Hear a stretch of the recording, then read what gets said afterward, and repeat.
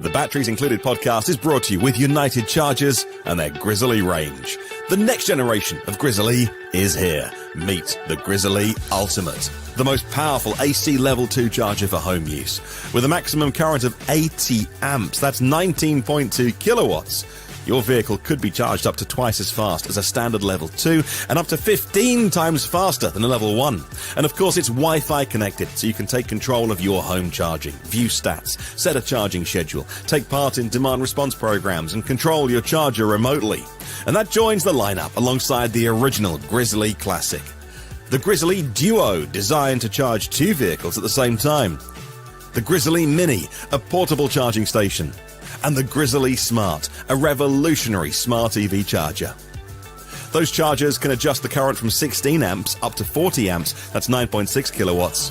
Plus, the Grizzly Ranger IP67 rated, built in Canada, and with the highest quality materials. You can order yours right now. Go to unitedchargers.com, that's unitedchargers.com. Oh, hello and welcome to the Batteries Included podcast for Friday, the November 29th show, episode 65. Today we'll be talking about Scout Motors, Traveller and Terra with the company's head of product marketing. Not here now, but he will be here later.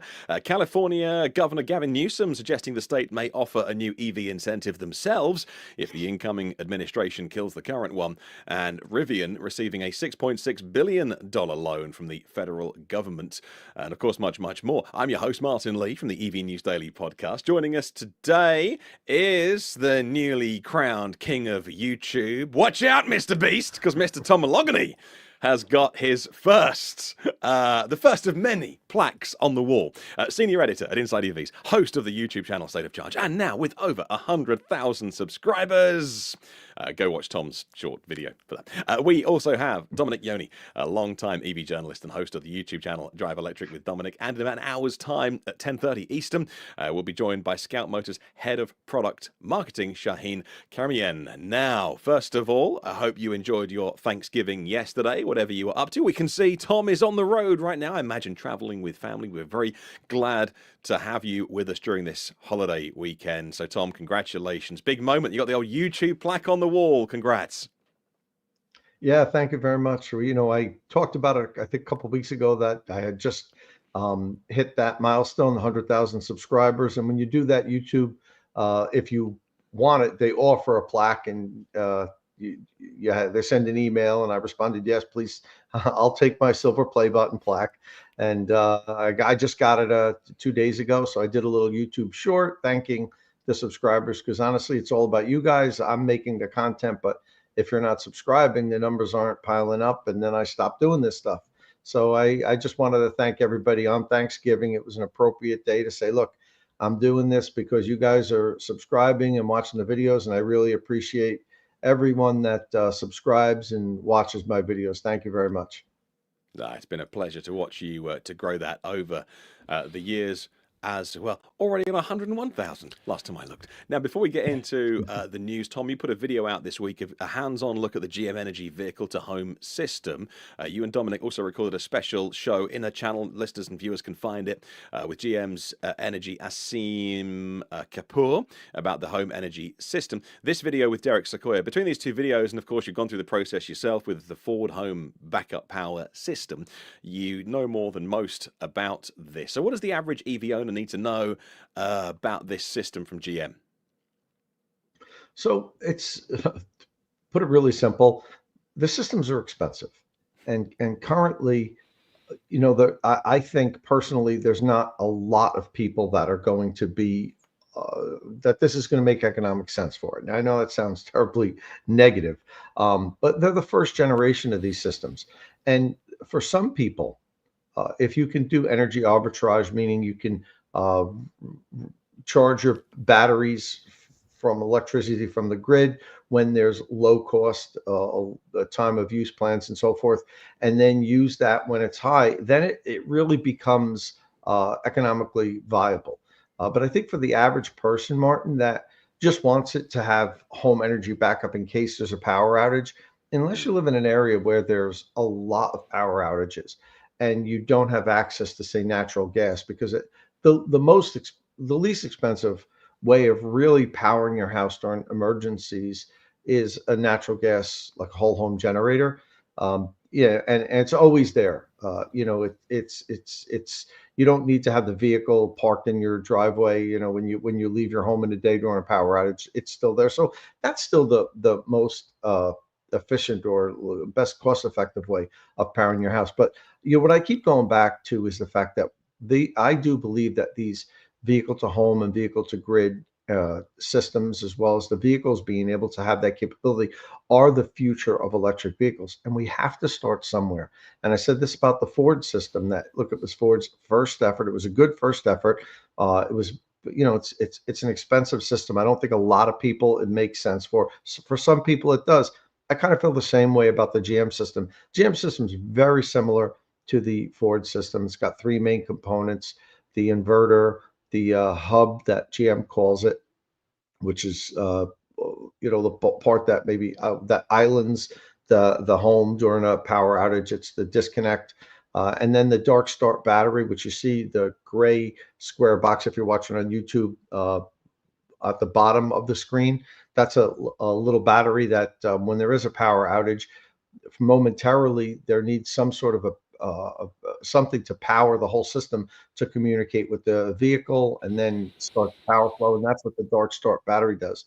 So this is very similar to Ford's system. And then, of course, all the way to the left on your screen, you'll see GM's energy shift charger, which is an 80 amp bidirectional charger, very similar to Ford's Charge Station Pro, which is an 80 amp bidirectional charger that uses a CCS1 connector for charging on AC, but then discharging back to the home.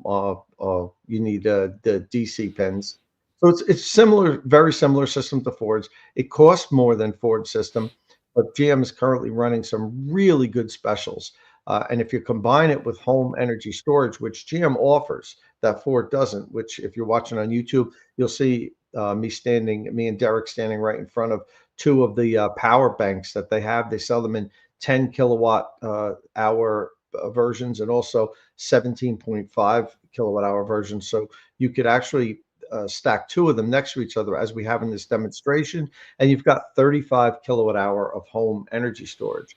If you go for the trifecta and combine that with solar electric at your house, you pretty much are good to go no matter what happens. But it's expensive, and that's I can't wait for the day that we can have something like this for $1,000 or $2, and you come home, plug your truck in, and that's all it costs, and you can power your house. You could do energy arbitrage where you could charge your car battery up overnight from cheap grid electricity, and then during the day, let's say you work at home, use your truck to power your whole house. I keep saying truck.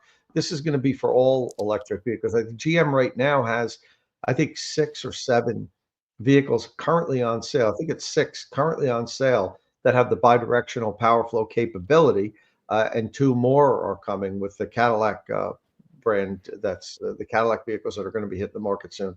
So GM's going to have like 8 vehicles already out there, and they're not all trucks that have this bidirectional power flow capability. And I wholeheartedly, Martin, believe it's the future of the industry, and these systems are just the first versions of what we're getting. Yeah, mine's 10 kilowatt hours or so, and I've got the Solar Edge panels, not panels, but I've got the optimizers behind the panels. They're not micro inverters, they're optimizers, and then they feed the Solar Edge inverter, and then that will send DC direct with no conversion, no losses, no inefficiencies. It goes DC from my panels to my battery, and then if I need that, then of course it's got to go through a DC AC conversion, which is leads to some inefficiencies. But 10 kilowatt hours does me just fine. We have a 3 to 4 bedroom house. And with a family with 2 young children in a northern climate where even today it's a pretty cold November day, it's still blue skies and sunny. I think I'm still generating 1.5 kilowatts right now from the roof. Again, it's peaky this time of year. I'm only going to get some generation maybe between 11 and 1 perhaps, or 11 and 2 in the afternoon if I'm lucky on a good day. But that's all you really need. And I really use the battery for charging up overnight when I pay 7 pence, not 26 pence per kilowatt hour per unit, and that does me absolutely fine. Would I like more? Probably, yeah. I mean, look, I paid, was it £7,000 or £9,000? I forget actually, which is a huge amount of money. But that was a couple of years ago now, and I can't get away from that. That is a lot of money. Now, in my head, I can amortize that over the. We're not moving. We're going to be here for a long time. We're between two great schools. Probably here for the next 10, 12 years, if not longer, in this house. So we can justify that investment in investing in the property. But for many people, that's a big leap. That's a big jump. So yeah, that's pricing coming down, like you say, is going to be very, very important. And then vehicle to home and vehicle to grid, how our cars integrate with that will be very interesting. If you have occasional power cuts, please don't get a battery just for an occasional power cut. Just find a way to get through that period of time, either with some sort of generator, like Tom says. But yeah, I got the same here as you've got, and it's very, very useful to be able to access stuff when you have a power cut. Now let's move on. We've been talking a little bit about Martin. Let me just interject 1 second. Sorry. So John Check, one of our loyal followers, just was pointing out that it's the future for people with deep pockets. Ooh. And John, I just want you to think about where we are today, and that's not where we're going to be 10 years from now as far as costs of these items. It's very expensive now, that's correct, but don't forget, when electric vehicles first came out, the batteries were unreasonably expensive. It's part of the reason why many of the automakers said we'll never do this, because it's just prohibitively expensive. The first car I had was an electric Mini Cooper. I was in BMW's pilot program. It had a little 33 kilowatt, 35 kilowatt hour battery, somewhere around there. The battery alone cost almost $50,000 for like 33 kilowatt hour. That same battery or same size battery today would be like $10,000, $12,000. So, you can't look through today's glasses, John, and say, the future, for rich people. That's not going to be the case. The prices are going to come down. And that's why I made it a point when I first started talking about this, to talk about the fact that these are first generation systems that Ford and GM's putting out.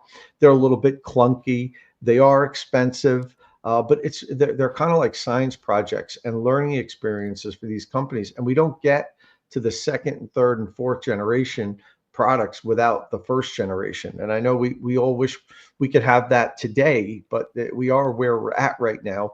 But I'm pretty confident, 10 years from now, you're going to be able to have some sort of a home, vehicle to home system with electric vehicles at a much lower price point than what we're seeing today. Hey, Tom, I was just thinking, are these like NCM, or what's the chemistry in these GM energy batteries? Yeah, we didn't get into the cell. Okay, but I don't think it's LFP though, right? No, it should be. It would make sense. It should be, right? But I don't know. I don't know. We didn't get into that. Yeah, mine are NCM in the Solar Edge. It's crazy. The little cylindrical NCM cells. I think they're the ones that go inside. Either way, what a crazy chemistry. I actually have it in my garage, which is a detached building from my house. And if it was an LFP pack, I'd probably have it somewhere in the house.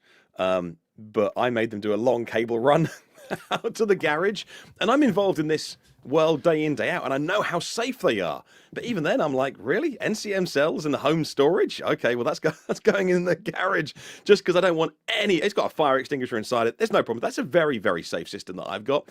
But still, I was like, why not LFP? Weird. Anyway, it seems like a more expensive solution. Maybe it's a couple of years ago, but still. All right, hey, we should move on. We've got a lot to get to today. Let's talk about EV tax credits, because certain states, it could be that the next 4 years, depending on where you live in the US, depends on whether you get a federal a tax credit. As the federal one will be going away, we think the new incoming Republican White House have said that they will prioritize killing the federal tax credit, and it will slow down the transition to electric vehicles in some parts of the US for some parts of some demographics as well, particularly relying on those incentives to get into an EV. It's just going to have huge implications for the automakers and suppliers as well, who've invested many billions in setting up factories for EVs and batteries. Many of these jobs created in so-called red states. Now, California suffers from very poor air quality in many of their cities because of internal combustion vehicles. So, of course, they lead the way in terms of getting onto EV. Governor Gavin Newsom who I looked at the betting markets this week. As you know, I love American politics, even though I'm thousands of miles away. I absolutely adore looking at, just the way that you run your country. And hey, if I lived there, I'm sure I'd be a little bit more on edge, but still, from a distant observer, I love it. Look at the betting markets. Governor Gavin Newsom, currently the leading candidate to run for the White House in 2028 from the Democratic Party. A lot to happen in the next 4 years.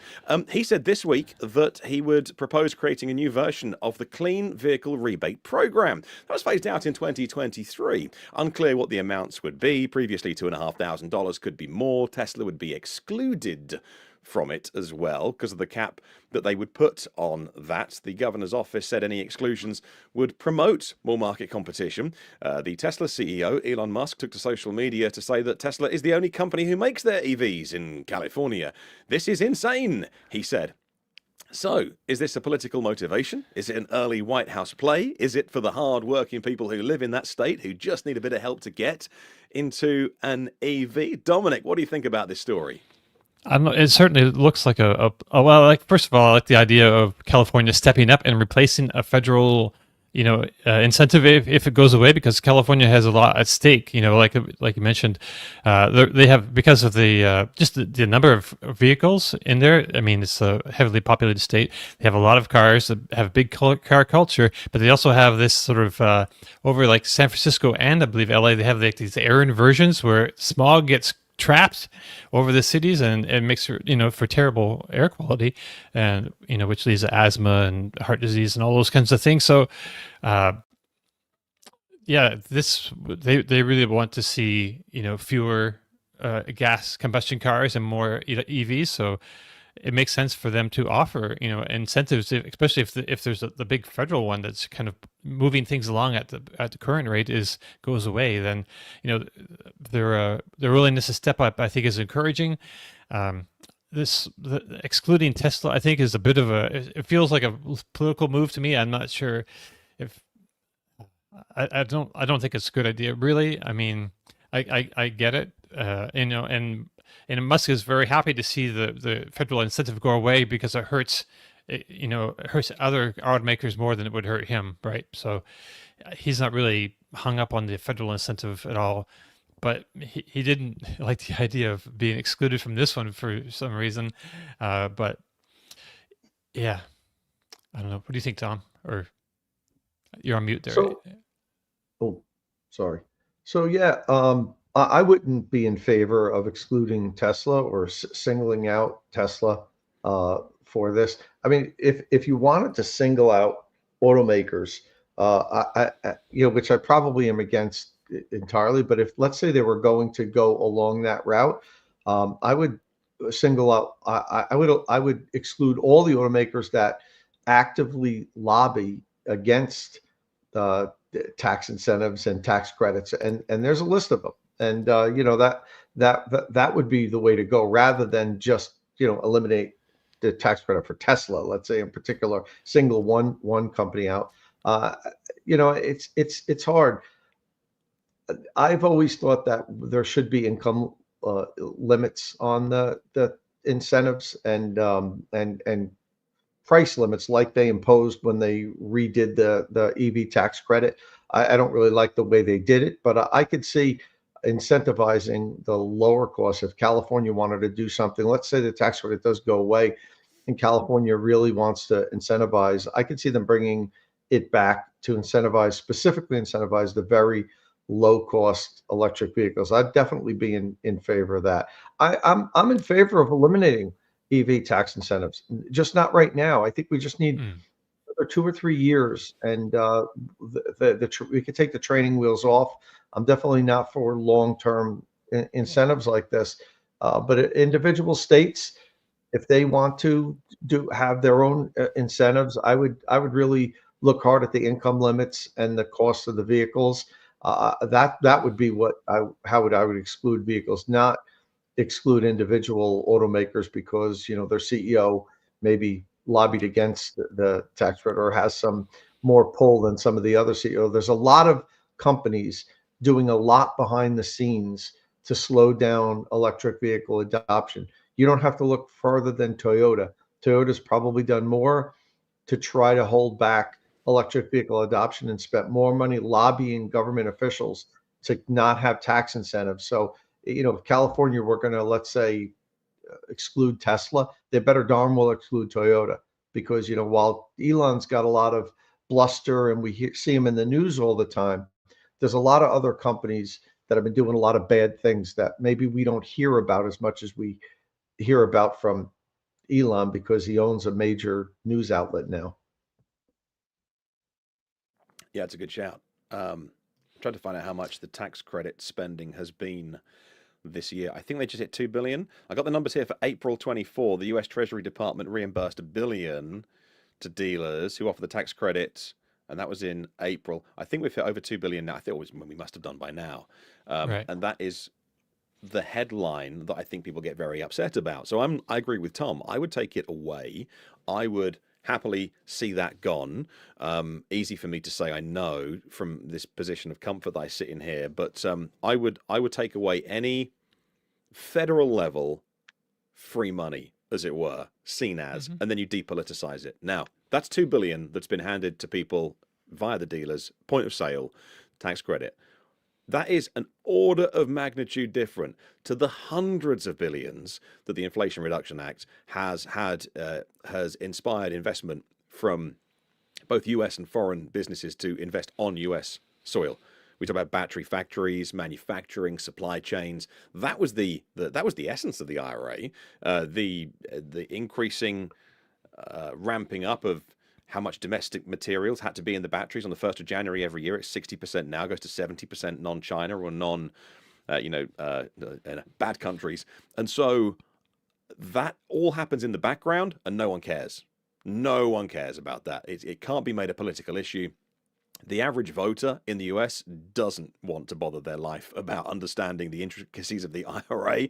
So, that's a shame, because the so-called free money that your neighbor is getting for their fancy new electric vehicle, and you don't get it for your diesel or petrol truck, that's not fair. I sympathize with that opinion, and that's why it was able to be politicized in the recent election, and why people feel strongly about it. I agree with Tom. Get rid of that. Let all the stuff happen in the background, which I suspect will continue. I think if you try and take that away, it's just going to get tied up in the courts forever. Because if I'd invested tens of billions in the promise of this is the direction we're going, and then someone goes, oh, we're changing it all now. Like, it's easier to get rid of certain things like the lease loophole and what have you. And then the way that we've done it in the UK, we've copied Norway. The way that, who is doing it now? Spain or France just did the similar thing, which is to just not do any kind of free money on EVs, because that gets negative headlines, but just to tax carbon. So we're doubling our tax on plug-in hybrids. We're doubling the tax on petrol and diesel cars from the beginning of next tax year to the beginning of April next year.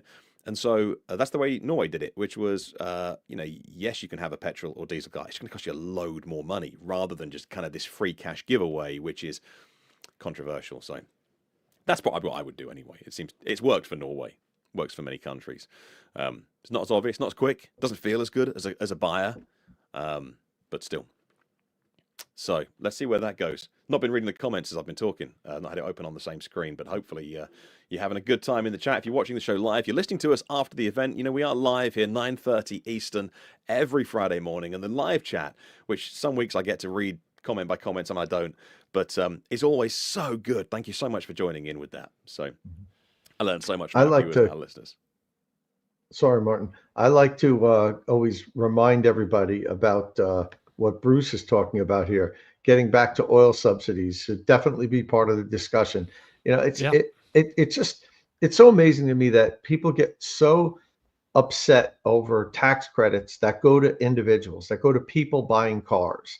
And they don't care that we give away trillions of dollars or hundreds of billions of dollars to these giant oil conglomerates that have billions in profits every quarter.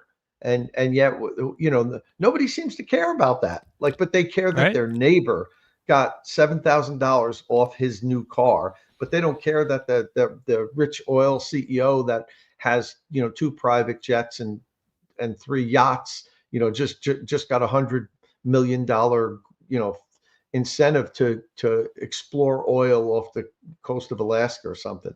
I guess it's because they don't see that. They see that guy's car next to him in the driveway next door, and that upsets them, that they think that that he's getting something for free. Yet let's do away with all of it. Let's kill the EV tax credit and kill all oil subsidies. You want to save some money, Elon? Your Doge department, which I don't even know if they could even do that. The Congress has to create new departments. The president can't create a federal department. But do that. Eliminate all oil subsidies. You see how the Republican donors that pull all the oil string, the oil lobby strings feel about that. But that's what I would do. Get rid of the EV tax credit. Get rid of all oil subsidies. Absolutely. Yeah, it's a very popular. If I look at the comments, very, very popular opinion as well. I think that would be great. I don't just see oil companies get that money because they fund political parties. They dish out that money quite liberally. Yeah, and we shouldn't be giving them money. We should be asking for money back to do the cleanup. To remove the carbon. Not even to asking repair the damage that they're doing. It should be the opposite. It should be like there should be a flow of money, the opposite direction of the money. Yeah. But hey, and kind of staying with a similar topic, it's sort of a bit tied up in politics.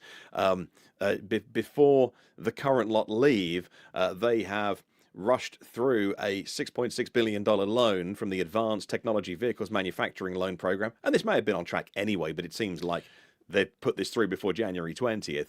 The announcement made this week means that Rivian can restart work on their planned factory in Georgia. This is not free money, by the way. I saw it reported. Someone said, I can't believe they've given Rivian $6 billion. They haven't given Rivian $6 billion. They have loaned Rivian the money to get their planned factory in Georgia. This money will go to Georgia, which will create jobs, and the money will be paid back, as Tesla paid back all of their loans as well, saying it plans to make the R2 and the R3 in Georgia. Those plans are back on track. That Georgia factory, which was on, then off, now it's on again. It's not a done deal. However, this loan, there's some red tape to get through. However, we hope that goes ahead, because that will be very big news for Rivian this week, supporting the auto industry, which of course the incoming Republicans say that they do fully. So let's hope they do carry on supporting the auto industry. Big deal for Rivian. That Georgia factory was part of the growing pains. That's why they call them pains, because they are growing pains at Rivian. Very well funded, but also very expensive thing to launch those vehicles. So that's got to be great news. And lots of people are very excited about the R2 and the R3 as well. So let's hope those vehicles. They were going to be made in Illinois anyway, normal. But a new factory, if there's the demand there, they'll make more vehicles, which I think is great news. I 100% support this. I 100% support giving low interest loans to the domestic automakers, and even the automakers from other countries, if they're going to invest in factories and build manufacturing plants here in the U.S. That's how China really has gotten ahead of us and ahead of the industry with electric vehicle manufacturing. You're a Chinese car company and you want to build a new plant somewhere to build electric vehicles. Sure. Where do you want it? How big do you want the plant? How much money do you need? Here you go. And that's how they've done it. And you look at what China has done in the last 5 years. The companies could not have done it without government help, without the government giving them large plots of land, assisting them, super low interest loans, building factories for them. I know we can't model ourselves over how China runs their government and their businesses. We're different here, but this industry's, it's too important for the U.S. to seed. And I'm all for offering, public money to the automakers to build plants here, to build electric vehicles, to build batteries, lithium refineries, anything to do with this industry, because it's the future of this industry. I know some people disagree with that, but we are going to transition to electric vehicles. Maybe not the people listening here today. I think many of you would agree. But the U.S. auto manufacturing and the U.S. auto industry is going to be in rough times are ahead if we don't plant the seeds now and invest in the factories here in the U.S. because we'll lose this industry. We know we've said it here a lot, but it's going to happen if we don't do things like this and help the automakers, because the other governments are helping the automakers there. We need to also. Yeah, the head of Ford UK, Lisa Brankin, is the chair and CEO or MD of Ford UK, did a bit of a media tour this week on our big talk shows in the morning. I mean, like the news media, BBC Radio 4 and things like that. And Ford are pushing very, very hard against the UK's EV percentage of new sales, which is 22% this year, because Ford are one of the companies that aren't going to hit it. They're not going to hit 22% because what have they got for sale here? The Mustang Mach-E, that's a very good car, but isn't pushed over here, and the sales are very tepid on that. They've got the new Explorer, which is not worthy of the Explorer name, but it's what it's called, which is an ID4, let's face it, with a really cool portrait screen, and the interior. I love Ford's interior, but it's a VW. It's the MEB platform. It's part of the tech sharing deal that Ford have done for VW to use Ford's commercial vehicle tech in their vehicles. And the Capri, which they lean very heavily into, saying the legend returns, the Capri is back. And if the Capri means nothing to a few people listening and watching, Capri was legendary, 70s and 80s. It was an icon on TV. Our neighbors had one in, white with a black vinyl roof. It was the 3-liter engine. That was like the whole street just wanted to go for a ride in that car. The Capri was legendary. The new Capri is the Explorer with a fastback style. Like all the panels, like the door panels are identical. The mirrors are identical. So it shares all the bits with the Explorer. It's basically the Ford ID5.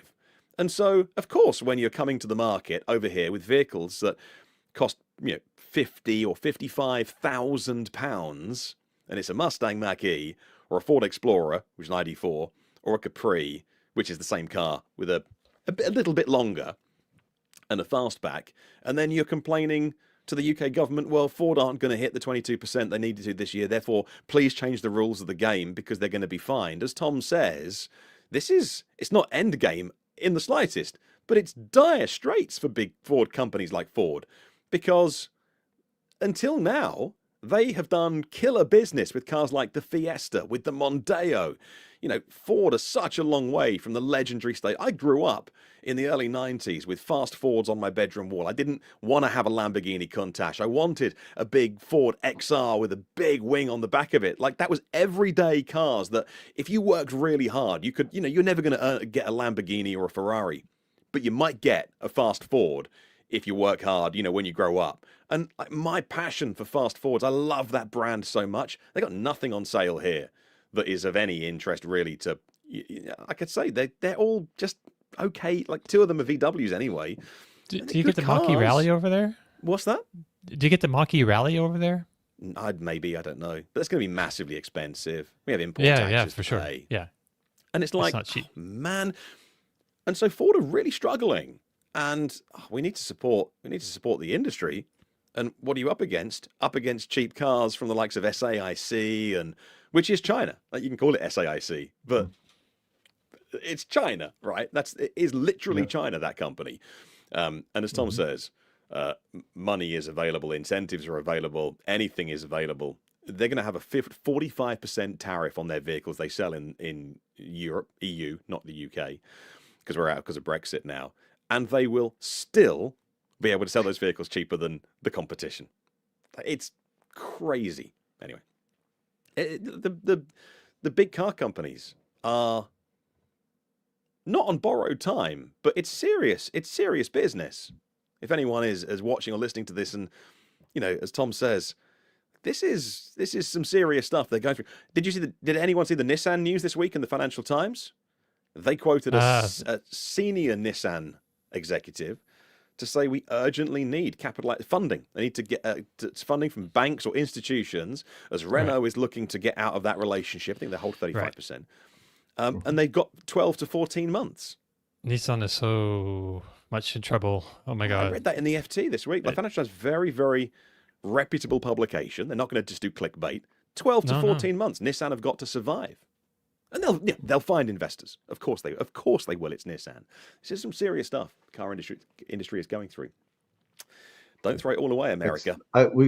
We've been saying this transition to EVs is going to be a painful, bloody transition. Everybody wants everything to be nice and smooth and just business as usual, but that's not going to be the case. The next 10 years is going to be a bloodbath in this industry. And people are going to blame it on EVs and say, see, EVs killed Nissan or killed Jaguar or killed whatever. And that's not the case. Poor planning and poor management is what's going to kill these companies, because there's going to be plenty of companies that survive and flourish. The ones that recognize where the industry is going and time things correctly are going to do fine, but the other companies aren't gonna. And we're going to see big name companies go out of business in the next decade. It's going to happen.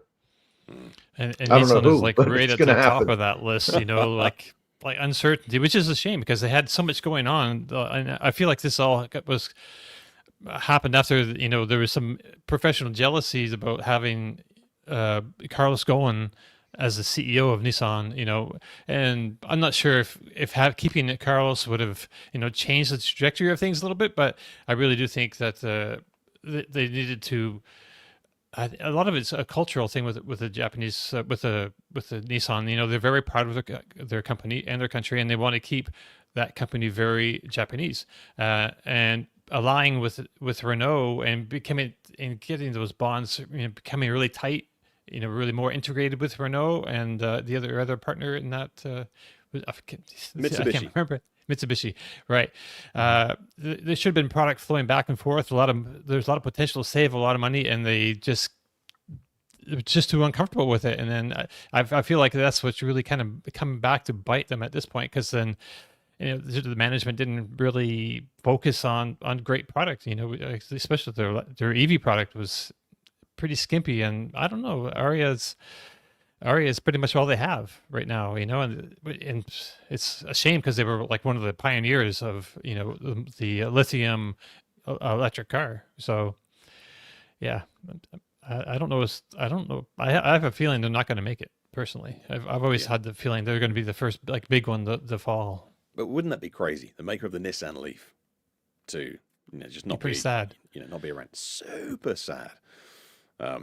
And if you want to talk about how to lean into retro, look at their partner, their former partner, again, Renault, who's looking to get out of Nissan and reduce their share. Renault 5, Renault 4 and Renault 5, particularly the Renault 5. That's how you lean into retro. You don't make a massive SUV that's taller than most average height people and call it the Capri and want to lean into 70s, 80s nostalgia, but really it's the Ford ID.5. Look at what Renault did with the Renault 5 and the Renault 4, particularly the 5. Like, that's going to be a very, very affordable 20-something thousand pound vehicle that is just full of personality, really amazing technology inside it, vehicle to grid enabled, ready to go, and just awesomeness. Word on Renault. And Nissan are missing out on that. Anyway, let's move on. Talk about cars, should we? Yeah, let's talk new about Audi. some cars.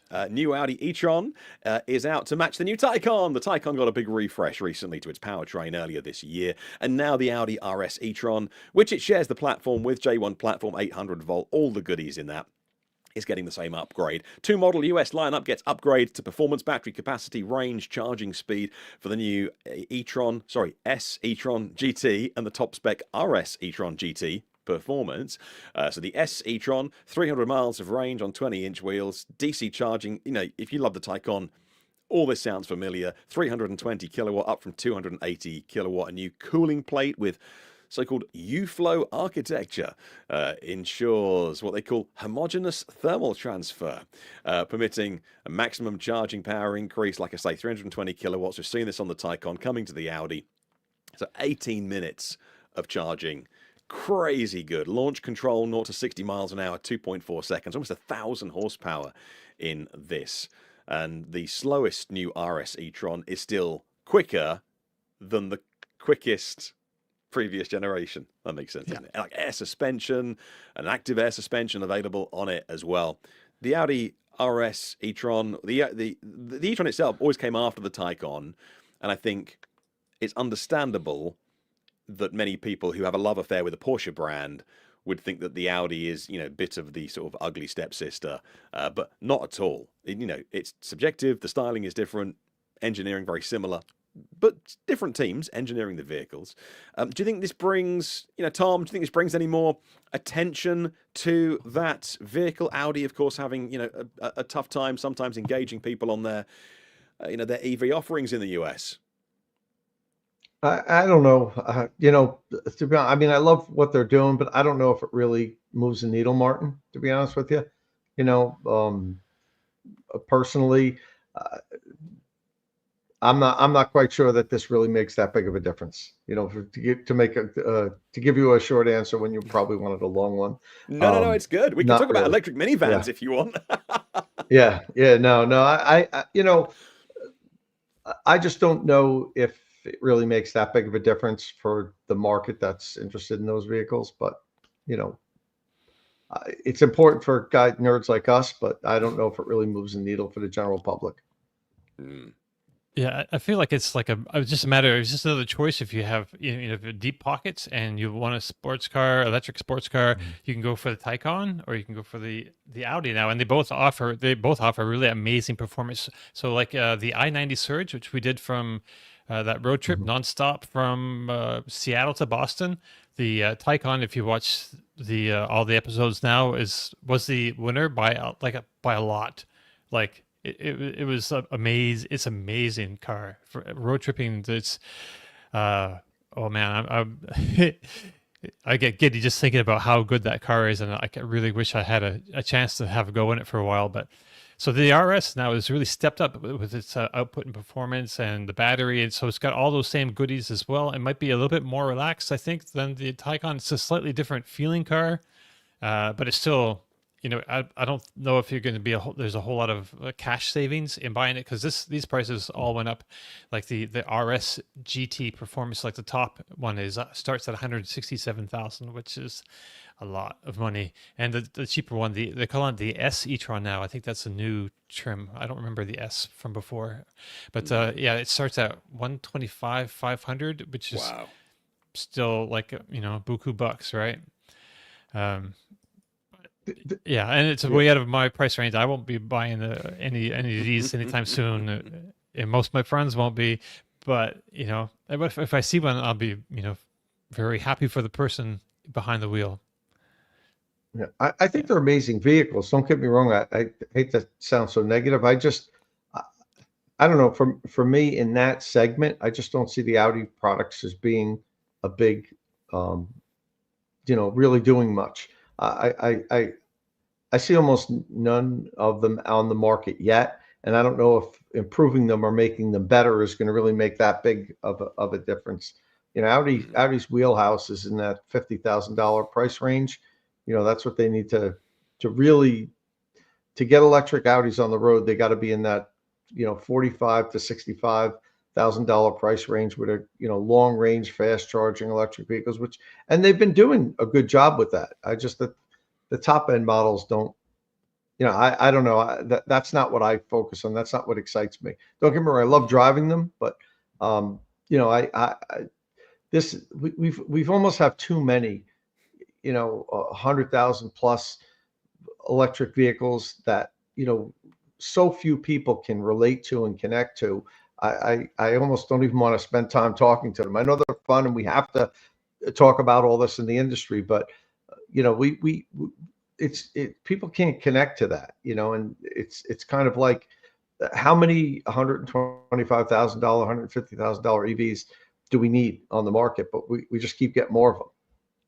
Yeah, I was quite pleased to see VW this week talking about. So they always said, like, you think that the Taycan and the e-tron are good. You wait until Project Trinity. That's our next greatest platform. The car really, the car, it was whenever it was coming out, 2025, got delayed and delayed and delayed. And they're saying this week Project Trinity, whatever car that ends up being, is going to be more like 2032, because they're going to divert resources into making an electric Golf. And that news can't make me happier as someone who loves VW, not only the brand, but the work that they do, and we want to see them survive and thrive. And just talking absolute sense, like you have these nameplates in your locker that you've been building up over 7 or 8 different marks. You know, you got Golf in there, you got Passat, maybe whatever means a lot to you, Polo or anything like that, or Tiguan or etc. And please just lean into those. Make electric versions of those. They're saying that they're going to make the electric Golf further towards the end of the decade, yes, but using the Rivian technology, the zonal architecture, brings the cost down, speeds up production of, typically it can be 48 months to get a new vehicle to market. They're bringing it down to maybe 30 months and even less at Volkswagen. And look, some of the Chinese names can do it in 15 months, depending on what the vehicle is and the market that it's aiming for. So all of that is all good stuff. And I'm more excited about talking about an all-new electric Golf using the Rivian technology inside it than a very expensive sports car. But at least we have those cars on the market now. And VW has done a lot of jam tomorrow, which is like, oh, yeah, but you wait for the next thing. And it's like, okay, well, you've got to bring something at some point. Also good to see that the ID Buzz has begun its deliveries, I think November 21st. US dealers, so just over a week ago, I didn't mention this last week on the show, were getting deliveries of the Buzz. So not that I've seen or heard, I don't spend a lot of time on social media, maybe they're even with customers now. We know the first customer was a famous comedian who's like a big ID VW van fan, Gabriel Iglesias. Haven't heard of him, but he's got 4.6 million Instagram fans, so he's very famous. And but I think, you know, normal buyers should get that. So again, let's celebrate that, because that's a great vehicle to get to the US. Later than it should have been, yes, admittedly, but it's there now. So I joked about talking about electric minivans, but why not an all-electric version of the Pacifica? According to Chrysler CEO Christine Fuel, the electric minivan would bear the Pacifica name. Good. It's a name that you've got. The people have had ones before. They've got brand loyalty. Don't throw away all of your brand loyalty, established car companies, because, heck, you've got the name in your locker. Use it. And they will use Pacifica for an all-EV version. And there is a refresh coming out in 2026. No details yet on when the EV Pacifica will be coming. But hopefully that and a plug-in hybrid version would coexist, be perfect. You can pick and choose your powertrain. And I don't know, what is the Pacifica sort of brand seen as in the US? You know, Tom, I presume that this is just a big mainstream name that if it was all EV, family utility vehicle, that could be a big sales hit. Well, the Pacifica is Chrysler now. That's the only vehicle left in the lineup. Really? And if it wasn't for Pacifica, they probably would have shuttered the brand, because Chrysler, the Pacifica, the Chrysler minivans have, you know, like kind of invented the minivan. It was like the first really successful one. And they've always sold well. Now, I haven't checked the last couple of years, but they always dominated this segment. So it was worth like keeping the brand just for the minivan, Martin. And I've always enjoyed driving them. I always thought, for whatever reason, they had the secret sauce, you know, and you know, I thought that after a few years, the Toyotas and the Hondas and the competitors would do a better job. But then Chrysler came out with their next generation minivan, and I'd get in, I'd say, you know what? They did it again. And then the next generation came out, and I said, you know what? They did it again. And when the plug-in hybrid came out, I remember at the first auto show sitting in it and being like, this it's incredible. The only negative that because where the battery was, it lost their stow and go seating, where the seat easily flips down and goes into the floor. And I thought that was a big hit.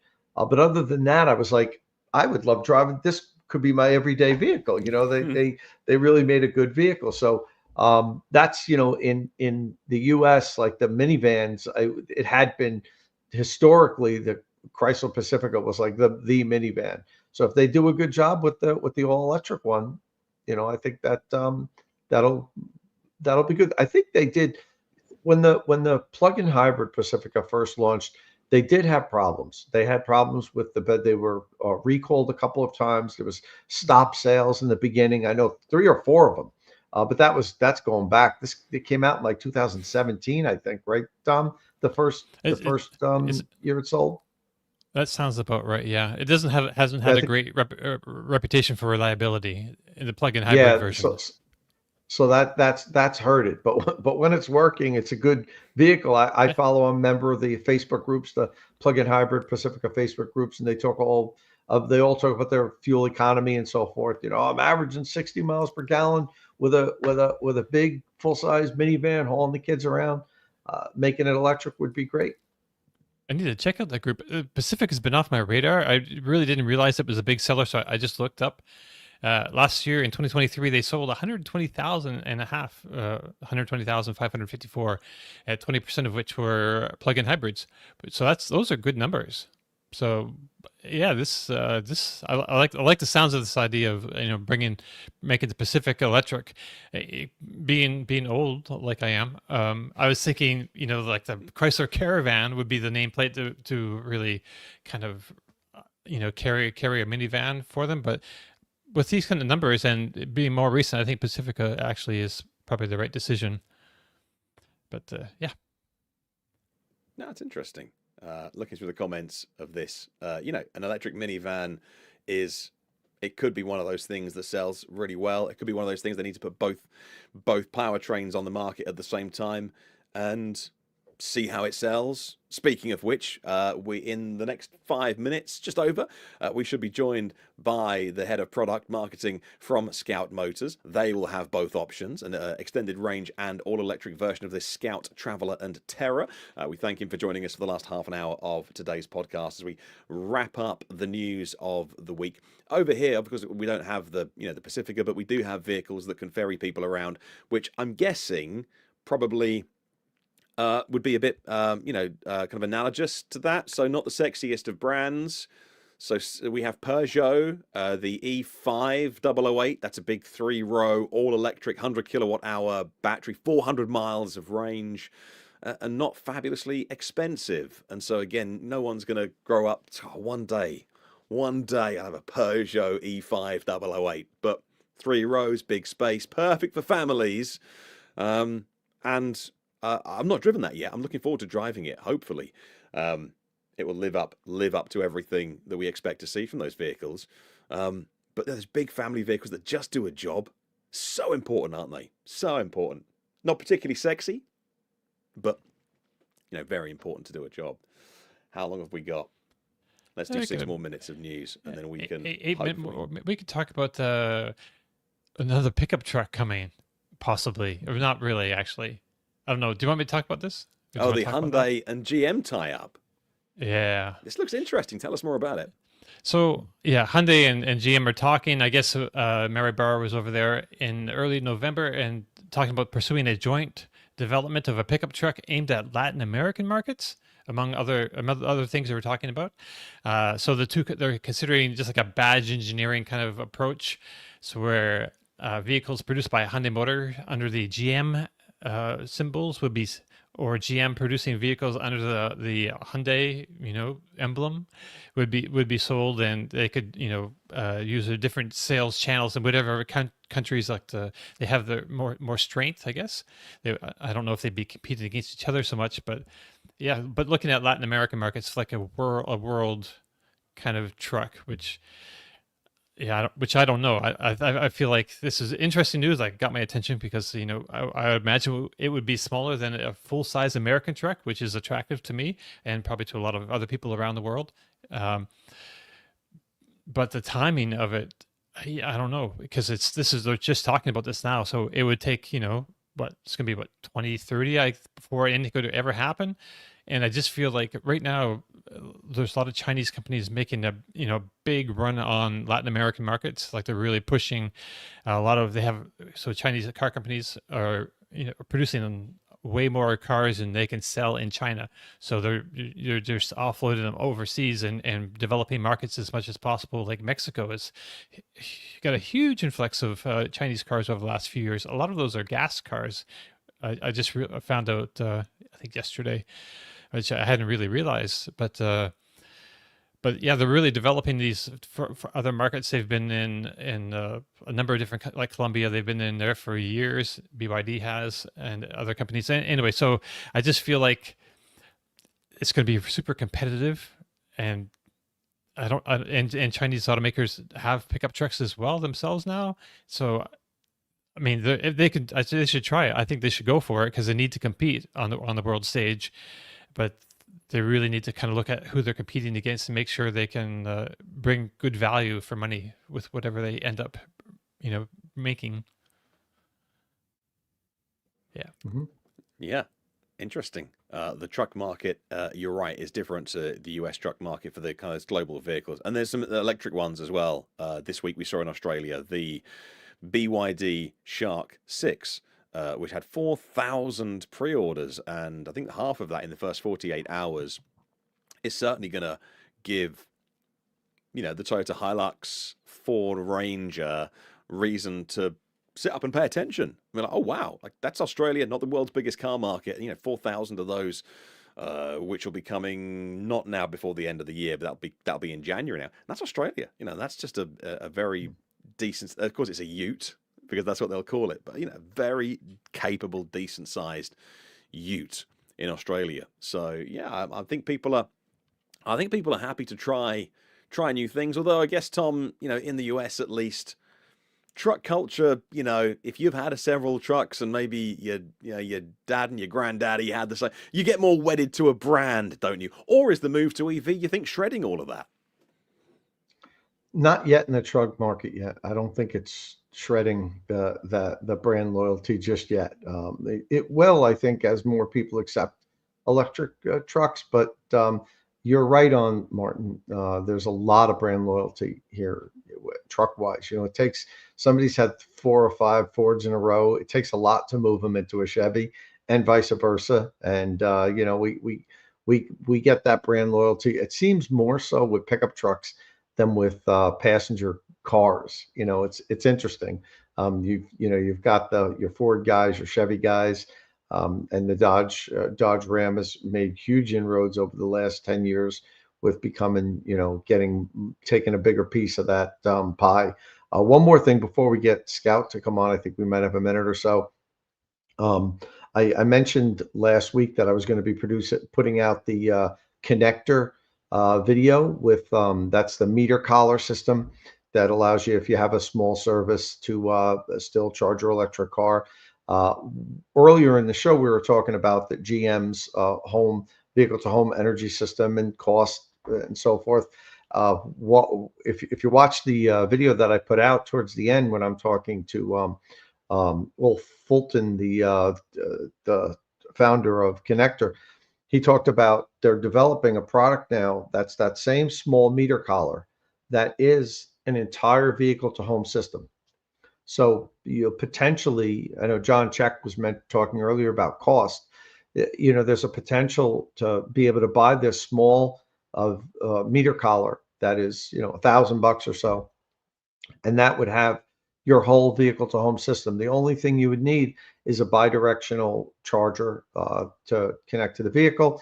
Of course, we need to have industry standards so all vehicles would be able to use it, because this wouldn't be a Ford system or a GM system that specifically could work with Ford's vehicles or GM's vehicles. We are getting close. And yeah, if you're watching on YouTube, that's all it would look like. And that would be the whole vehicle to home system right there. We are getting close here in the US to having fully defined standards for vehicle to home integration. So I think once that happens, we're going to get some pretty cool solutions, and Connector's working on that. They believe in the next year to year and a half, they'll have a fully functioning system like that. That's just a simple meter collar. And that's what the founder of Connector, and we talk a little bit about that towards the end of his interview, that's their next project that they're working on. But imagine that, you've seen how big the Ford and GM systems. I know Tesla's done a lot to reduce the size of the system, but it's still much bigger than a little meter collar like that. That basically you pull the meter off, you slap this thing on, and pop the meter back on top of it, and you've got a whole home vehicle to home integration kit. All right. You're on mute, Martin. I was just saying fantastic. I was just simply showering it with praise. But yeah, that's good news. Go check out Tom's videos that he's had out this week on that technology on the new 100,000 plus YouTube channel. If you missed the start of the show for Tom's State of Charge channel. And all right, just gone half past. We can now welcome our very, very special guest to the podcast this week. Been getting loads of comments I can see in the live chat about having Scout Motors on. Head of Product Marketing is, well, first of all, let me say your name correctly. Is it Shaheen Karimian? That's great, Martin. Thank you. Nice to see you. Let's be respectful, first of all. Thank you so much for joining us live on the show this week. A ton of people in the comments can't wait to ask you questions as well. We'll kick off, with a couple as well. Right after the Scout launch, you showed the world your baby, which you've been working on in secret for so long. We got to see those vehicles. Armchair critics like us got to pass our opinions. How did the team feel immediately after that reaction to the Traveller and the Terra? It's been incredibly positive. I mean, you got a group of people that started as a super scrappy small team some 2 years ago and has grown to 700 Scouts working in offices across Novi, Michigan, Blythewood, South Carolina, building out a factory. And to see such a positive reception to the product and to see such validation of things like a very carefully considered pivot to EREV vehicles, which I'm sure we'll be diving into, we couldn't feel prouder and happier about the work and how it's been received. And we know that we have a long road ahead to make sure we can deliver on all those promises we made. We've got some hardcore fans in the audience and some newcomers as well. What's the ambition of Scout Motors then? What's your North Star? Our North Star is to, at the highest level, make the next generation of rugged vehicles for the American market. Within that, there's certain aspects that are quite clear from our reveal. We want to sell the Traveller and the Terra. We want to offer a configuration, a variety of energy systems. We want to offer a direct sales environment and bring trust and enthusiasm back into the automotive purchasing process here in America. So a couple North Stars, but the biggest one is launching Scout and everything that Scout stands for. Well, the other two guys on the podcast, you can tell them over here in, not a million miles away from London in the UK, but our guys, our co-hosts on the podcast today, Tom and Dominic, both truck owners at the moment. Tom, obviously multiple truck owner. When you saw the, unfortunately from a distance, Tom, for various reasons, you had to cancel it at the last minute. But Tom, when you saw those vehicles, did they put Scout on your shopping list, and what would you like to talk to Shaheen about? Yeah, so for sure, I think that they look great. First, Shaheen, thanks for coming on. Appreciate you taking the time here this morning. Nice to see you again, Tom. Absolutely are on my radar. I wish you were bringing them to market a little bit sooner. I have to admit, I would get a little bit more excited. There's so many things happening in this industry, and things happen so quickly. When things are a few years out, it's hard for me to really jump in and be like, yeah, here, take my money right now, because you just don't know where we're going to be in a couple of years. But I do think that you guys nailed a lot of things and did a lot of things right. And I was so disappointed that I couldn't make it to the initial unveil. I had to cancel the night before with some family things that came up. But yeah, no, of course I have a lot of questions, but we love show interaction here on Batteries Included. So, what I really want to do is take a look in the comment section and see what everybody else wants to know. If I could start off, I would probably start off with the reasoning for the design of the charge port with the 110 volt outlets all in row, like right under the charge port. That was one of the things that struck me as a little odd. Maybe you could talk a little bit about the thought behind that. Yeah, the charge port concept as shown in October, that is sort of the premise of let's put all of the work capability in one outlet of the vehicle. So if you need bidirectional charging through the NAX port, if you need to offboard power through the 110, it's provided there. On the pickup, it's inside the bed. I don't know if you saw that as well. That was the thinking as presented. Okay, I was just wondering, any concern about if the charge port's open because I'm plugging in a 110 volt outlet, I'm at a work site or something and I'm powering stuff. It looks like water could get into the NAX port. Is that maybe just the angles that I'm looking at? I know some J1772 and CCS1 vehicles have like a plastic cover, which people hate, and I actually hate it too. But for this instance, where you might have a charge port open and no connector tethered to it, would you need something like that, you think? There could be a case for a small plastic cover like that, but Tom, I think what I'm gathering from the question is like, in a future state, would there be a concern that a charge port could get wet and it would lead to customer issues? In our development process, we would not allow that to happen. So these vehicles will be at job sites. They'll be tested off-road. We'll check all of our own thinking and premises on that front. So in the engineering arc, we'll ensure that there's no sort of concern about water intrusion going into a charge port. That's a big water intrusion to charge ports is actually a very crucial decision on where we've placed USB-C and 110 throughout the vehicle. And do you make the one in the front trunk waterproof? Do you make the ones in the rear cargo area of the SUV waterproof? They're all engineering and cost trade-offs that are very carefully considered. Has anything changed on the timeline since the announcement? And can you remind us what the timeline is? Initial production in 2027, and we're still very much on track for that. Amazing. Sweet. That's great news. Great news to hear. How should people think about Scout? A niche brand, or with ambitions to be more of a volume manufacturer? A brand with ambition. We wouldn't be putting all this work into a $2 billion factory. We wouldn't be doing groundbreaking. We wouldn't be showing these vehicles, I think, with the confidence that we're showing them if we didn't have ambition. We are definitely looking to be a major player in automotive, and especially in these segments that we've talked about so far, being rugged SUV and full-size truck. But we'll see where we go from there. So the factory you're building in South Carolina, I understand that's going to have a capacity for 200,000 vehicles. So are your ambitions like that big, or possibly bigger? Let's fill one factory and go from there. Okay, right? Yeah. What we don't want to be is one of these brands that's showing you like, oh, we're going to do a rugged SUV and a truck, and then 6 months from now, you're going to hear from us talking about another segment. 6 months from then, we're going to talk about another segment. We want to show up in the right way and deliver what we've promised and earn our way up. Right. We had a question here from Lawn Gnomes.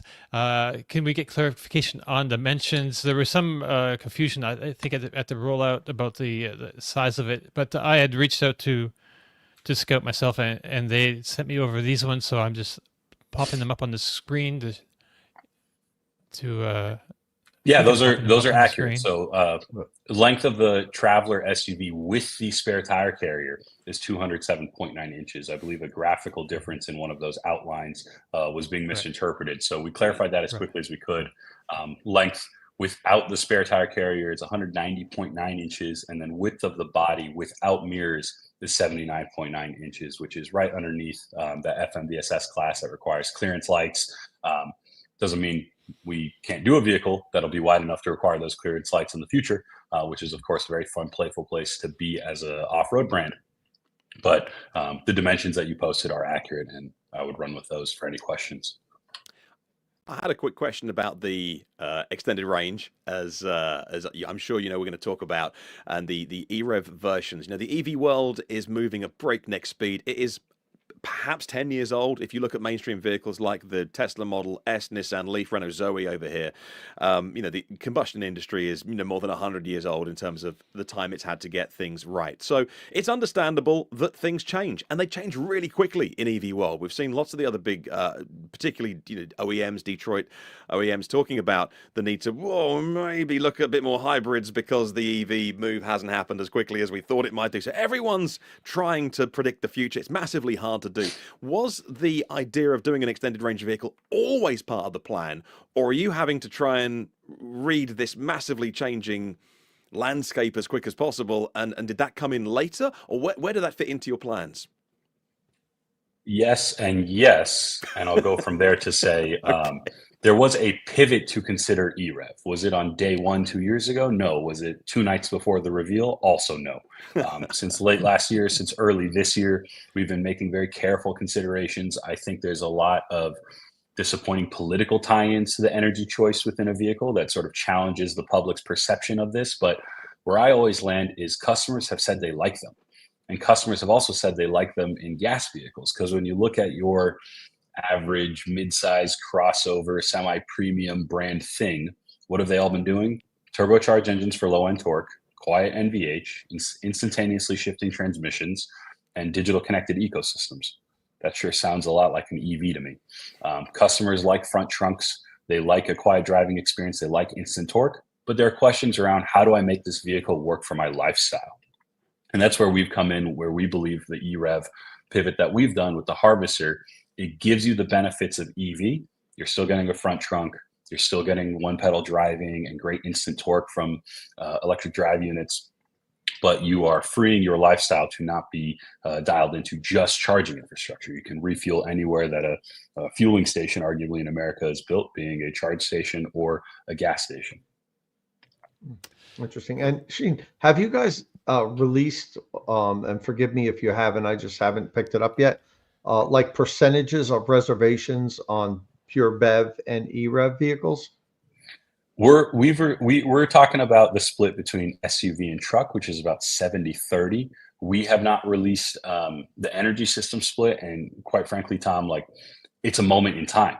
And over time, as we get closer to SOP, that number could change. So we want to make sure that we're building and sharing numbers that are accurate and representative of where we'll be when SOP comes. If we were to give you a figure on that today and it changes, it skews a bunch of the thinking. But we know that, like, the lifestyle choice of SUV or truck is much more critical to the customer before they get to that energy systems choice.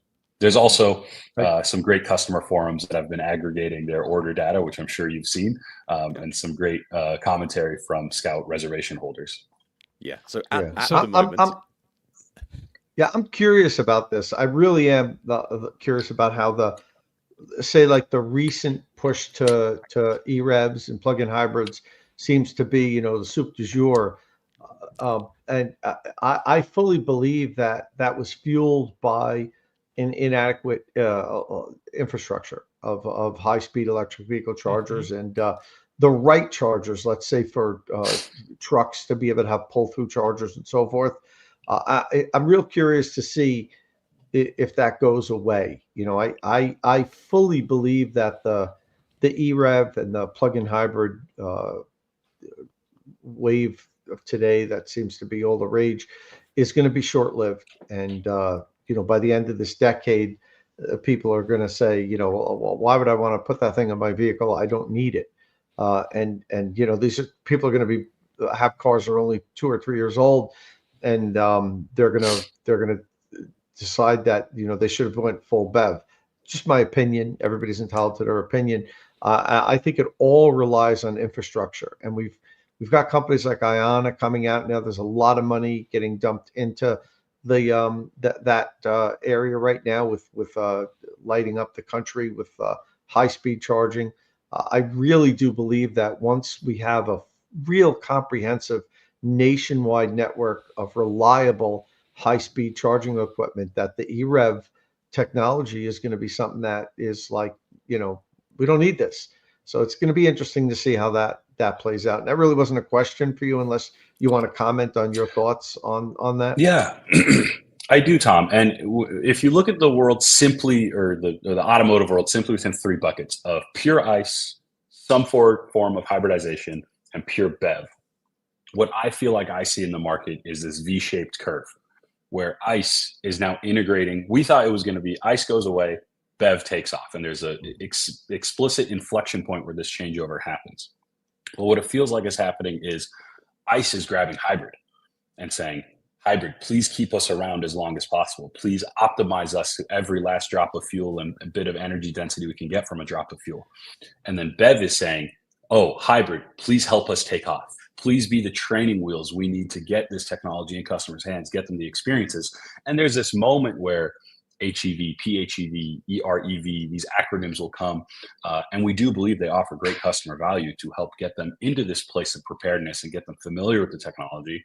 And then we'll still see a very BEV strong future. I don't believe we'll see a regression. It's a personal anecdote away from full BEV with a significant share of the market, because customers have said they like them. You can't have that many vehicles out there in the world now and they just disappear. And as always, I think almost every charging infrastructure conversation is disclaimed with ICE has had a 100-year head start on gas stations. True. Yeah, completely. So you're amongst friends here. We're all super interested in getting into the weeds on this. So just tell us from from behind the scenes, really. So if we're aiming at 2027, even if it's a 28 model year, what happens right now within Scout? What's the path to production looking like? What are you doing today? What's happening behind the scenes, and what are you guys working on? Just tell us how these cars come to life. Yeah, I mean, it's an accelerated automotive development path for sure. And some of those questions are, what do we digitally simulate? What can we do without a physical prototype? What do we need a physical prototype for? Which proving grounds are we going for? If we have a challenge schedule at the end of next year that we can forecast now, do we need to go to New Zealand to do some winter testing? Do we need to plan for some hemispherical efficiencies of how we test these vehicles and get them out there in the world at the right time to get all the testing done that we need to get done? We're making decisions on how to do the homologation path for the EREV. I've seen some of these questions already fly by of, will the EREV have one pedal or two pedal driving? Will how much fuel is there in reserve for the EREV versus how much is BEV range? These are all questions that we need to now fine tune the concept. We have high level targets, but getting down in the nitty gritty of, as we develop the hardware of these vehicles, the body on frame platform, as well as the bodies themselves, we just have to flesh out every last detail. So right now we've asked ourselves, I think, every question we can ask ourselves, and soon it will be, what are the surprises that come up and how do we solve for those surprises? Excellent.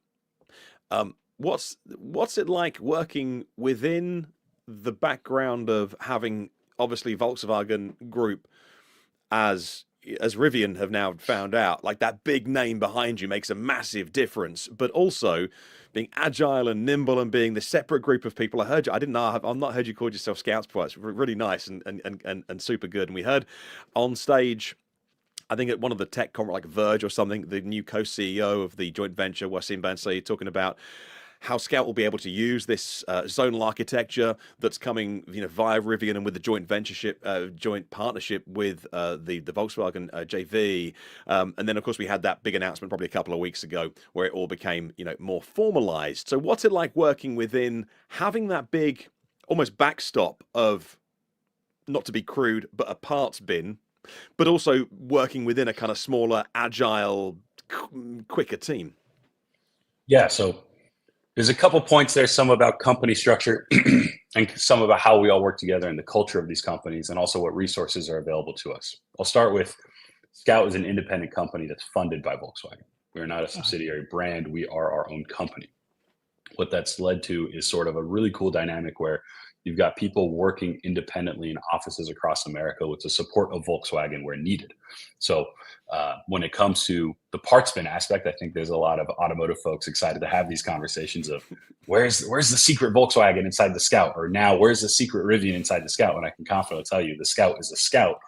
Where those efficiencies lie is a window regulator, some bracket underneath a seat power motor. These are the things where, is it robust? Has it been crash tested? Has it been designed for cost efficiency? Yes, yes, yes. All right, let's call wherever that lies in the portfolio and say, we'd like to use this part. Where are the parts of the vehicle that are customer facing, like displays or an architecture? We're excited to be on this incredible zonal architecture coming to market through the joint venture. And Wasim is a really smart guy. I used to work with him in my past life where I met Tom. So it's really cool to see all this technology available to Scout, and we can then go to all these various portfolios and make the decisions of what fits our price point, what fits our customer. A little earlier, we were talking about the new Audi RS e-tron, which is Audi is a Volkswagen brand. So, and we're talking about the battery in the press release. They mentioned the new just a cooling loop or something. So we raced the Porsche Taycan across the country a few weeks back, and it beat everyone. And part of the reason it did that is because its thermal management is just really good. It's above, it's better than anybody else's. Can you bring that sort of technology to Scout, or is that kind of complicated? Do you have to work out your own completely independent sort of system for that kind of thing? So I don't want to make any assumptions about maybe deep level intellectual property that maybe belongs to another company, but there are benefits of having some of those learnings available. We may be able to ask for a consult or a perspective and reach into, again, the portfolio of parts available to us. We are going to have an 800 volt architecture. We do know that 800 volt architecture needs to perform in pretty extreme environments, being at a job site or in an off-road environment like Moab or all the usual suspects that I'm sure many of you have been on throughout various press drives or personal endeavors. So we'll be testing that in our own way. And I would sort of think to, why is the Taycan so good at thermal management? Because of sports car. Why is it a great sports car? Because Porsche developed it. What does Porsche do in their development cycle? They probably take it to some racetracks and test those most extreme conditions and then find a way to amortize the best balance of that technology throughout most use cases. So hopefully in this coming couple years, you will see prototypes and get access to vehicles that show a similar thinking when it comes to provide for that best edge case and then find a way to amortize that great experience across normal use cases without hurting the customer being in experience. So shifting gears a little bit, Shaheem, how confident are you that you guys are going to be able to pull off being your own brand and sell direct to customers? Because I know that's the plan, but we all know how strong NADA is and the dealer lobbies here in the US, and they're going to come at you guys full on, like they just went after Ford, and Ford didn't even try to really sell direct. They tried to like kind of sell direct or help their customers have set pricing. You know that the dealers are going to come after you and say, wait a minute, you just can't change a name here. You're Volkswagen. You got to sell at Volkswagen dealers. Yeah. In terms of confidence, Tom, like I work at the company and I'm very excited to work at the company, and I wouldn't be putting energy in something I didn't believe in. So on a personal level, I feel good about it. From a more terms and conditions perspective, I think that you might be looking for. Again, that's where the benefit of Scout Motors comes in. We are an independent company building what's right for our customers first and foremost. We're going to be having that connection with them as closely as possible. And I think some of these other brands that have been referenced, they are subsidiaries of a larger brand and then operating in the region of that brand. Scout has a really incredible VP of growth, Cody Thacker. He's thinking about the customer first and foremost. A lot of our decisions are made with the mindset of a complete ecosystem. So we have great confidence in the path ahead and are looking forward to delivering on that. Okay, just a quick follow-up. Do you think, and we heard that it's possible that you might use your factory to also build Volkswagen? Well, you said you were open to other brands, building vehicles for anybody, but Volkswagen might be one of the companies that builds vehicles there. And I thought that my first thought to that was the dealer lobby is going to love that. That's going to give them ammunition to say, wait a minute, you on one hand, you're saying you're not part of Volkswagen, you're making Volkswagens at your factory. And I hate to keep bringing this up, but it's a very important topic. Do you think if you do make Volkswagens at your factory for Volkswagen, your contract manufacturer, that would complicate your direct sales model, possibility?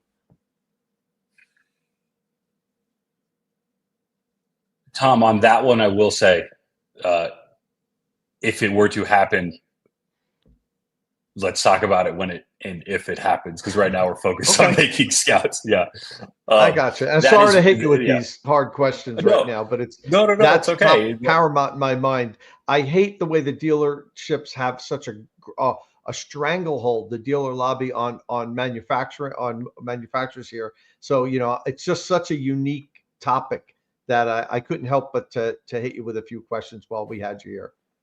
No, it's okay. And that's one of those ones where I'm actually kind of thankful to be dealing with product marketing and working in an environment where it's all the fun stuff. I sometimes feel for the folks in more challenged environments in our industry. That is a huge task to get behind and to build.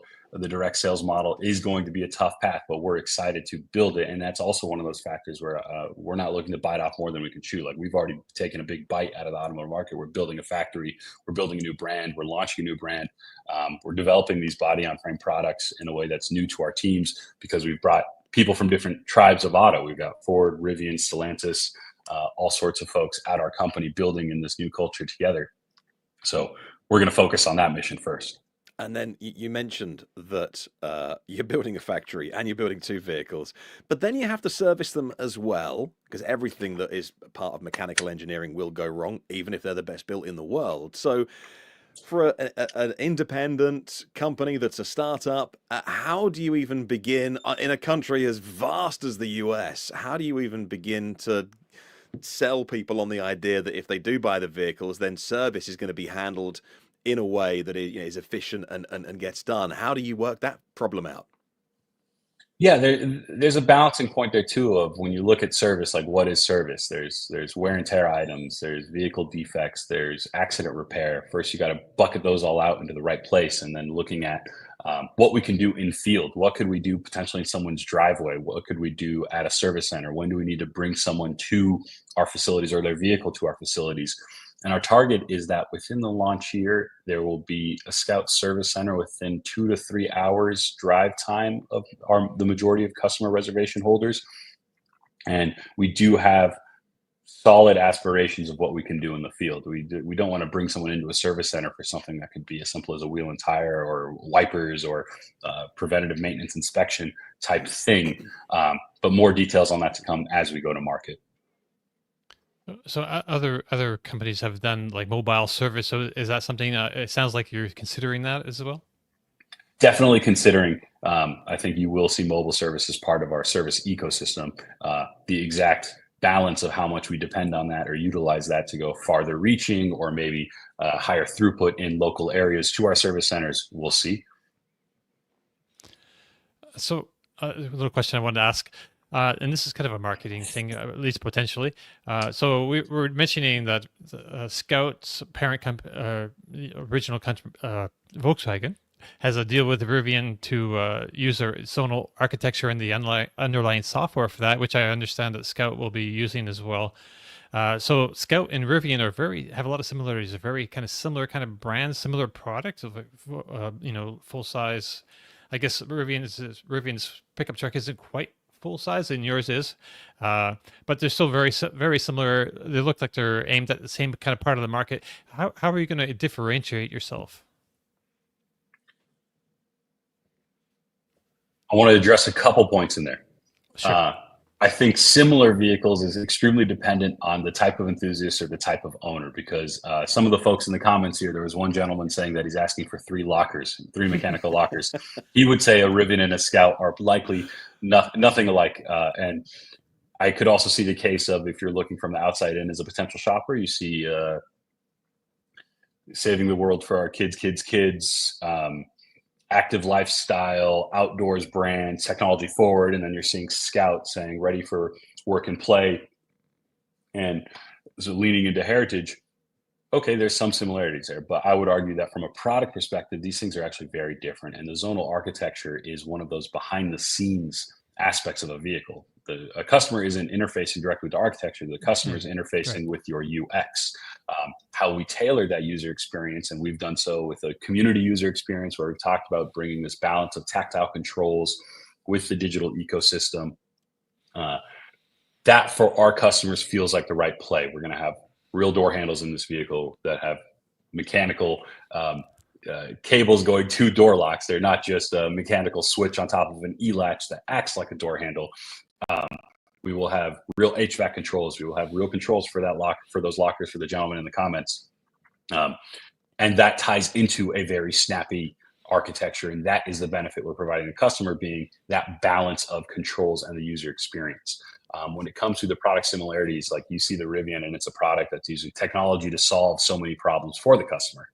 It's saying, here's your steering wheel, here's your pedals, here's the display, put the vehicle in the mode you want, we'll take it from here.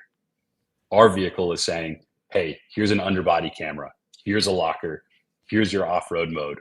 You go make the decisions you need to make to get through this trail.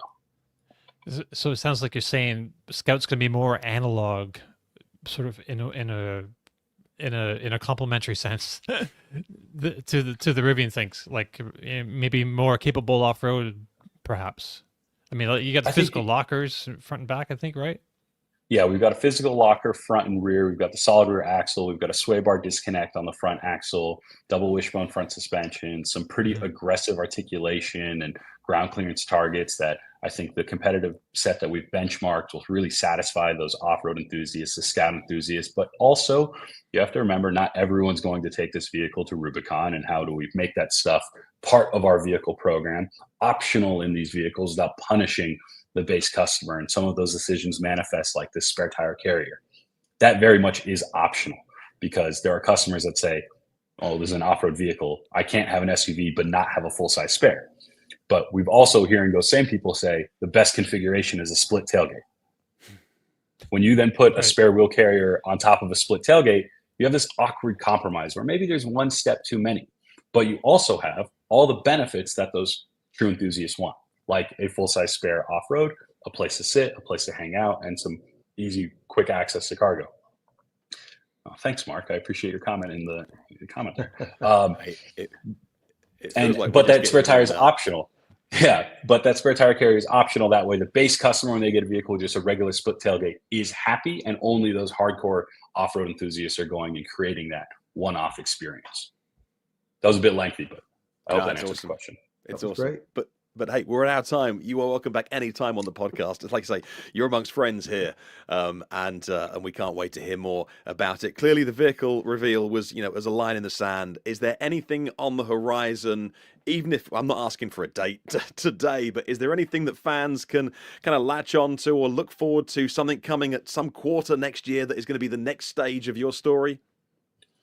I think in the near term, folks will be able to see us at CES 2025 in Las Vegas. We'll have our vehicles there if you want to see those vehicles in person. If you want to see a little bit more about maybe some of the UX stuff and architecture stuff, we'll have something to show there. Go to scoutmotors.com, $100 reservation for a Scout Terra or Traveler, and your choice of energy system is the best way to get up to speed the most quickly. We'll be providing updates regularly to our reservation holders. We're excited for the story that we have to share going forward. We are looking to bring folks into the fold as much as possible. Let's show you how the sausage is made on this development path ahead. If there's any questions, feel free to email us, threads us, Instagram us, X us at Scout Motors. Can we blue sky you sometime soon? I'll talk to the social guy about that. Definitely need to be there. Sorry. Yeah. But folks, thanks for having me on. Nice to see you again, Tom. Nice meeting you, Martin and Dominic. Happy to come back anytime. Awesome. Well, that is the end of our show. You can stay with us to the end of our show. Any comments or questions for Shaheen, we can always pass them on. You can leave them in the comments below on the YouTube channel. Is probably the easiest place to do that, even if you are listening to the audio version of this while walking the dog or at the gym.